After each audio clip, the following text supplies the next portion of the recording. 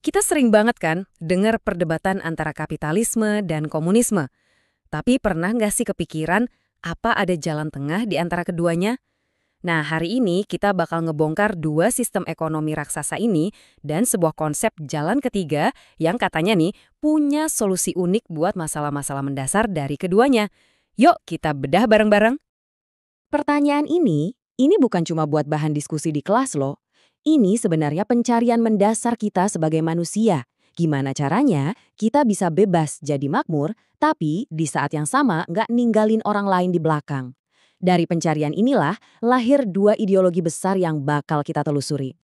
Oke, setiap diskusi besar kan butuh titik awal ya. Nah, dalam teka-teki ekonomi ini, titik awalnya itu adalah kapitalisme.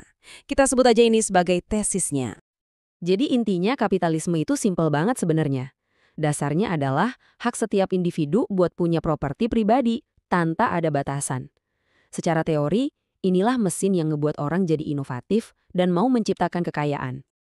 Tapi kayak mesin apapun, ada risikonya. Kalau nggak ada kendali, pengejaran kekayaan yang tanpa batas ini bisa banget mengarah ke satu hal yang sangat berbahaya. Monopoli. Nah, di sini ada analogi yang keren banget buat ngejelasin ini. Coba bayangin, ekonomi itu kayak tubuh kita.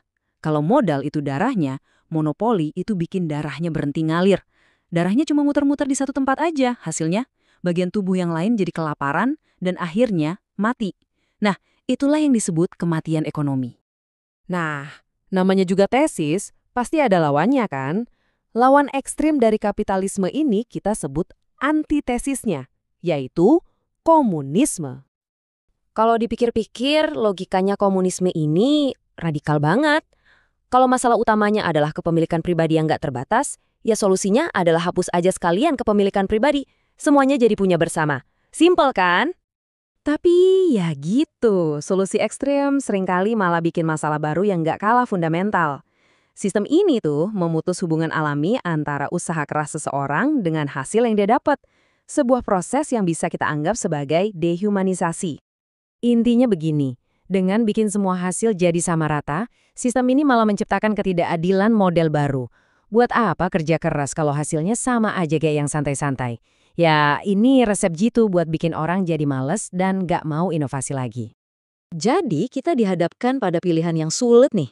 Satu sisi, risikonya monopoli yang bisa mematikan ekonomi. Sisi lainnya, risikonya dehumanisasi yang bisa mematikan motivasi. Apa kita emang harus milih di antara dua kegagalan ini? Nah, dari sinilah muncul ide soal sintesis, sebuah jalan ketiga. Idenya itu bukan buat milih salah satu, tapi untuk coba mengambil yang terbaik dari keduanya sambil membuang bagian terburuknya. Nah, materi sumber kita ini ngajuin satu model sebagai jalan tengahnya. Sebuah sistem yang mengakui hak milik pribadi, tapi di saat yang sama punya mekanisme buat mencegah penumpukan kekayaan yang berbahaya itu. Jadi, di mana cara kerjanya? Ternyata kuncinya itu ada di satu instrumen yang spesifik banget, yang di sini dilihat bukan cuma sebagai aturan agama, tapi sebagai sebuah alat ekonomi yang sangat kuat, zakat. Ini cara mikir yang keren banget deh. Coba kita bayangin ekonomi itu kayak ekosistem. Apa yang terjadi kalau air dan nutrisi di hutan berhenti mengalir? Semuanya mati kan? Nah, zakat ini dirancang untuk jadi mekanisme yang memastikan aliran itu terus terjadi di dalam ekonomi. Dan semuanya itu bermuara ke angka ini, 2,5%. Kelihatannya kecil ya, tapi menurut model ini, angka kecil inilah yang jadi kartu pengaman, jadi mesin sirkulasi yang ngejaga seluruh sistem ekonomi tetap sehat. Terus gimana cara kerjanya? Oke, aturannya tuh sistematis banget. Jadi, kalau kamu punya aset produktif di atas batas tertentu, dan aset itu nggak berputar alias nganggur selama setahun penuh, sistem ini mewajibkan 2,5% dari aset itu untuk dialirkan lagi ke masyarakat. Ini penting ya, ini bukan perampasan. Karena 97,5% sisanya itu tetap jadi hak milik kamu sepenuhnya. Nah, disinilah letak solusinya yang elegan. Sistem ini menjawab masalah kapitalisme dengan memaksa adanya sirkulasi, jadi bisa mencegah monopoli. Di sisi lain, dia juga menjawab masalah komunisme dengan tetap melindungi 97,5% hak milik pribadi. Jadi, kerja keras tetap dihargai. Jadi, tujuan utamanya jelas banget, menjaga supaya darah ekonomi, yaitu modal, terus mengalir ke semua lapisan masyarakat, supaya seluruh tubuh ekonominya tetap sehat dan hidup. Tabel ini ngerangkum semuanya dengan pas banget. Di saat kapitalisme memberikan hak mutlak dan komunisme menghapusnya sama sekali, model ini coba jalan yang berbeda. Dilindungi, tapi dengan syarat untuk disirkulasikan. Ini kayak perpaduan antara kebebasan individu dan tanggung jawab sosial.